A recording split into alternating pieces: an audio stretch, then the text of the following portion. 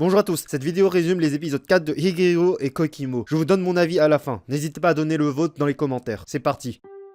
La lycéenne trouve un job dans une supérette du coin. Le MC lui souhaite une bonne expérience et de rencontrer des gens de son âge. Chose faite, le soir du premier jour, elle ramène une squatteuse observatrice. Très bon personnage. Elle veut rencontrer le MC et voir si c'est un type bien ou non. Pendant leur conversation, le MC essayait de jouer l'ami d'enfance. Il a failli révéler qu'il avait juste recueilli comme ça. La squatteuse demande au MC de le raccompagner chez elle. Elle sait qu'il joue la comédie et qu'il est nul. Sinon, elle estime que c'est un bon gars. La senpai invite le MC à dîner encore une fois. Elle était clairement anxieuse à propos de la proximité soudaine du MC et de la Kohai. Elle finit par révéler qu'elle avait menti sur le fait d'être en couple et qu'elle était amoureuse du MC. Pour prouver sa sincérité, elle a accepté la demande du MC et de coucher avec lui. Elle était vierge. Le MC comprend que sa blague va trop loin et il arrête. Il est d'accord de l'attendre et d'accepter sa future déclaration. Elle apprend également l'existence de la lycéenne et elle souhaite de la parler. C'est tout pour Higehiro, passons maintenant à Koikimo.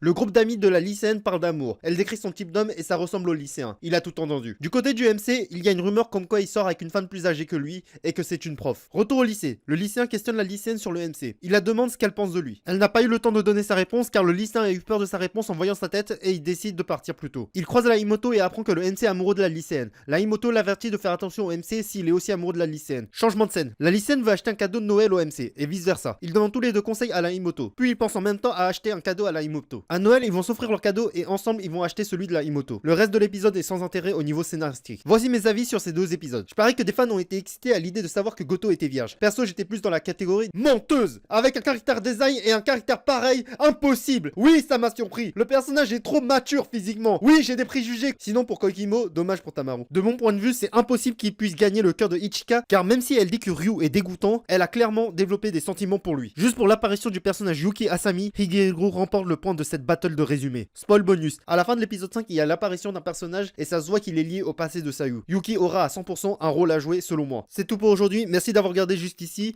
C'était Nanashi Hachiniroku, à plus.